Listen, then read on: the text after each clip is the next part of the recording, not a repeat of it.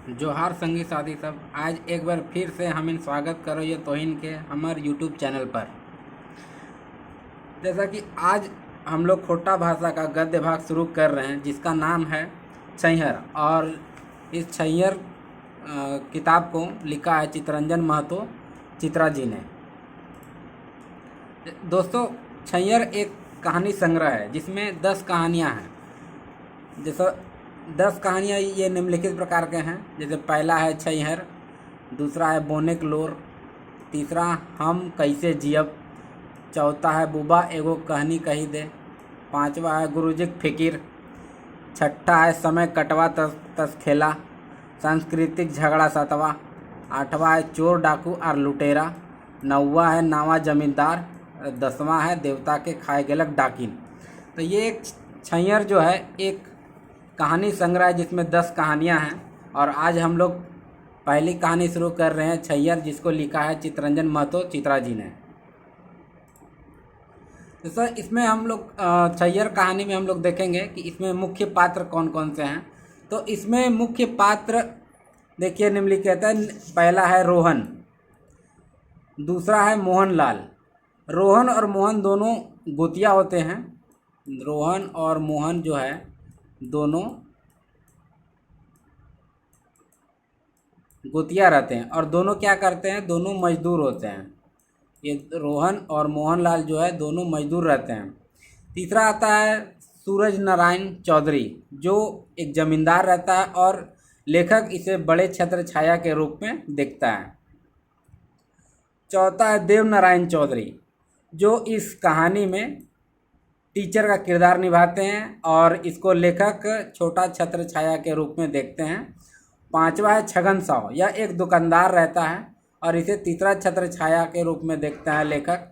छगन साव एक सूदखोरी का भी काम करता है और दुकान भी चलाता है, जिसमें आलू चौप पकौड़ी सिंघाड़ा और दारू भी बेचता है। लेकिन उसके अंदर में वो असली काम वो सूदखोरी का करता है। अब हम लोग आगे देखते हैं सूरज नारायण चौधरी। ये कहानी शुरू होता है, बैसाख का महीना रहता है और दोपहर का दिन रहता है। दोपहर का दिन होता है, दोपहर 12 बज रहे होते हैं। रोहन और मोहनलाल जो मजदूर रहते हैं ये सूरज नारायण चौधरी के यहाँ काम करते हैं। सूरज नारायण चौधरी का जो है एक नया घर बन रहा होता है, उसी में रोहन और मोहनलाल दोनों ऐसो काम करते हैं। लेखक इस कहानी में कहता है कि सूरज नारायण चौधरी ये एक जमींदार रहता है और इसे एक बड़े छत्र छाया के रूप में देखता है। और सूरज नारायण चौधरी के पिता का नाम रहता है बिरजू चौधरी। ठीक, बिरजू चौधरी रहता है। तो रोहन और मोहनलाल दोनों इसके घर में जो नया मकान बन रहा होता है उसमें मजदूरी करते हैं। और सूरज नारायण चौधरी का जो घर है 15-20 दिनों से काम चल रहा होता है, लेकिन छड़ और सीमेंट तो रहता है, लेकिन क्या होता है कि बालू खत्म हो जाने के कारण से काम जो है दिन भर नहीं चलता है, वो आधा बेराई मतलब आधा समय तक ही चलता है। तो दोपहर का समय रहता है, रोहन लाल और मोहन लाल, और बैसाख का दिन महीना रहता है, दोपहर के 12 बजते हैं। तो दोनों मजदूरी करके दोनों है सो खाना खाने के लिए घर की तरफ चलते हैं। लेकिन धूप इतना ज़्यादा रहता है कि दोनों है तो रास्ते में विश्राम करने के लिए छाया खोजते हैं। एक्चुअली में दोस्तों, छैहर का मीनिंग होता है छाया। ठीक, तो इसमें लेखक ये कहना चाहते हैं कि किस प्रकार है तो किस पे हम लोग किसके छत्र छाया में रहने से हमारे व्यवहार में कैसा प्रभाव पड़ता है। रोहन और उसका परिवार जो है वो जमींदार सूरज नारायण चौधरी के यहाँ काम करते और उनकी वफादारी करते रहते हैं। लेकिन फिर भी उन रोहन के परिवार और उनको ऐसो रोहन जो है अपने बच्चों को न पढ़ा पाता है, न वो तरक्की कर पाता है।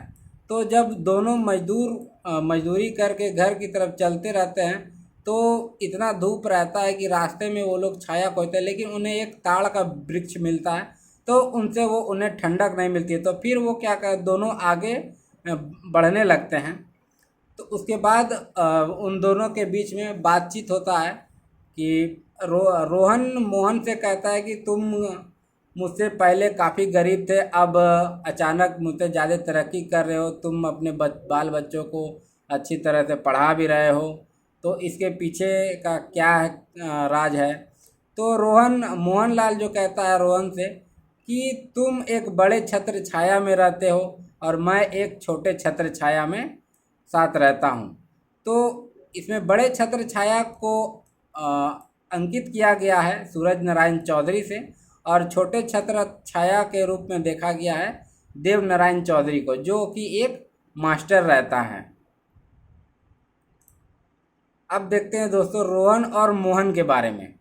रोहन जो है हमेशा अक्सर बीमार रहता है। क्यों बीमार रहता है कि रोहन जो बड़े अपने ज़मींदार जो है सूरज नारायण चौधरी के यहाँ वफादारी करता है, तो उनके साथ रहकर वो शराब पीना है सो शुरू सीख लेता है। वो शराब पीने लगता है और शराब पीने लगता है, इससे उसका सेहत जो है वो बिगड़ते जाता है और वो दिन पर दिन और भी गरीब होते जाता है। वो तरक्की नहीं कर पाता है और उसके बच्चे भी हैं, वो अपने बच्चों को न ठीक ढंग से पढ़ा पाता है न लिखा पाता है। लेकिन वहीं पर मोहन को देखेंगे तो मोहन क्या होता है कि एक वो छोटे छत्र छाया के रूप में देव नारायण चौधरी के छत्र छाया में रहता है, जो कि एक मास्टर रहता है। तो देव नारायण चौधरी मास्टर जो रहता है वो उसकी छत्र छाया में रहकर वो अच्छी ज्ञान सीखता है, अच्छी शिक्षा प्राप्त करता है, जिससे क्या होता है कि वो अपने गलत संगति का असर नहीं होता है, वो शराब उराब नहीं पीता है और अपने बच्चों को ठीक ढंग से अच्छे तरीके से पढ़ाता भी है। बच्चों को पढ़ाता भी है। उसका बड़ा बेटा है वो बीए में रहता है, दूसरा बेटा मैट्रिक करता है और छोटा बेटा को भी वह स्कूल भेजता है। अब देखते हैं छगन साव के बारे में। छगन साव इस कहानी में लेखक जो है छगन साव को तीसरे छत्र छाया के रूप में देखता है। छगन साव एक दुकानदार रहता है। वो अपनी दुकान चलाता है और अपनी दुकान में वो आलू चॉप, सिंघाड़ा, प्याज, पकौड़ी और महुआ दारू का है सो बिक्री करता है। और उसके पीछे वो उससे भी बड़ा काम करता है। वो क्या करता है कि वो सूद देने का काम करता है। वो अपने जाल में ग्राहकों को इस तरह फंसाता है कि जैसे वो रोहन और मोहनलाल दोनों ऐसो शाम के समय में छगन साव के दुकान में पहुंचते हैं और वो वहाँ पे आलू चॉप सिंघाड़ा ऐसो खाने लगते हैं। लेकिन छगन साव कहता है कि तुम लोग आज पहली बार आए हो, इसलिए मैं तुम लोगों से पैसे नहीं लूँगा। तो मोहनलाल कहता है कि नहीं, हमने जो खाना नाश्ता किया, हमने जो आलू चॉप खाया है, उसका मूल दाम तो मैं तुम्हें दूंगा ही। और क्या करता है कि मोहनलाल है सो पैसा दे देता है और वो चला जाता है।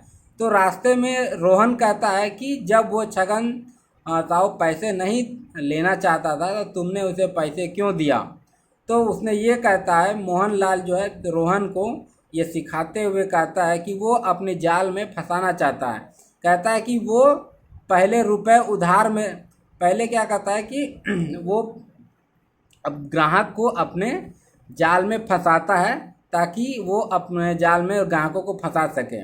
वो पहले ऐसे रुपए उधार में देता है और सूद के बदले इतना ज़्यादा पैसा वसूलता है कि ग्राहकों का हालत ख़राब हो जाता है। वो पहले दिन क्या करता है, पहले दिन ग्राहकों को सामान जो है फ्री में देता है और अपने जाल में फंसा लेता है। छगन साव का काम क्या रहता है कि वो किसी भी ग्राहक को अपने जाल में फंसाने का काम करता है। वो कहता है, वो पहली बार जो है जो ग्राहक आता है उससे वो पैसा नहीं लेता है और वो उसको सामान उधार में दे देता है, फ्री में। बोलता है कि आज तुम पहली बार आए हो तो हम तुमसे पैसा नहीं लेंगे, आज फ्री में देंगे। और जो ग्राहक इसकी जाल में फंस जाता है वो उसे सूद उधार और उससे पैसा उधार लेने लगता है और वो उसके जाल में फंस जाता है। तो इसके आगे क्या होता है कि देव नारायण चौधरी जो है मोहनलाल मोहनलाल क्या है कि रोहन को देवनारायण चौधरी के पास लेकर जाता है। रोहन कहता है कि मैं देवनारायण चौधरी के पास जाऊंगा और उनसे कुछ शिक्षा प्राप्त करूंगा। तो मोहनलाल देवनारायण चौधरी की छत्र छाया में रहता है, जिसे वो क्या करता है, अपने बच्चों को अच्छी तरह से पढ़ाता भी है और दिन पर दिन तरक्की करता है। मोहनलाल क्या करता है कि मोहनलाल रोहन को देवनारायण चौधरी के पास ले जाता है ताकि उसको शिक्षा मिल सके, कुछ ज्ञान मिल सके, ताकि रोहन भी चाहता है कि मैं मोहन की तरह है तो अच्छे सीख ले सकूं, अच्छी तरक्की कर सकूं, क्योंकि वो दिन रात मेहनत करता है फिर भी वो तरक्की नहीं कर पाता है। तो देवनारायण चौधरी के पास लेकर जाता है, लेकिन देवनारायण चौधरी जो कि मास्टर जी रहते हैं, मास्टर जी कहते हैं कि रोहन, मैं तुमको सिखाने के लिए गुरु दक्षिणा लूँगा। तो रोहन मन में ठान के आता है कि जो मेरे समर्थ में होगा मैं दूंगा। तो देवनारायण चौधरी जो है वो उनसे 3 दान देने को कहते हैं। तो पहला दान क्या होता है कि पहला दान मन का होता है, मन का होता है। तो रोहन समझ नहीं पाता है कि क्या होता है। और दूसरा दान जो है तन का होता है, और तीसरा दान गुरुजी जो है मास्टर जी देवनारायण चौधरी वो धन का दान देने को कहते हैं। मन का दान से तात्पर्य है यहाँ पे कि शराब, वो रोहन को कहते हैं कि शराब पीना छोड़ना होगा। और दूसरा दान जो तन का होता है उसका तात्पर्य होता है कि मेहनत करना होगा। और तीसरा दान धन का होता है जिसका तात्पर्य लालच नहीं करना होगा। तो ये 3 दान जो है देवनारायण चौधरी, ये 3 दान जो है देवनारायण चौधरी रोहन से मांगते हैं। और रोहन मन में ठान के आता है कि मास्टर जी जो कुछ भी हमसे सक्षम होगा हम वो देंगे।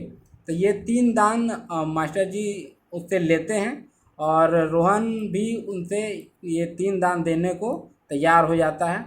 और उसके बाद रोहन और मोहनलाल दोनों मास्टर जी के घर से निकलकर फिर अपने घर की ओर चले जाते हैं।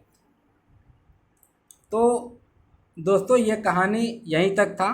ये मुख्य पात्र इसमें रोहन और मोहनलाल का था जो कि मजदूर रहते हैं।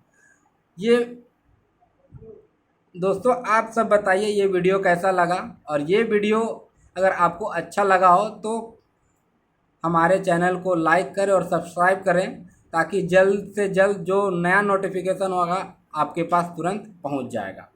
धन्यवाद दोस्तों, जोहार।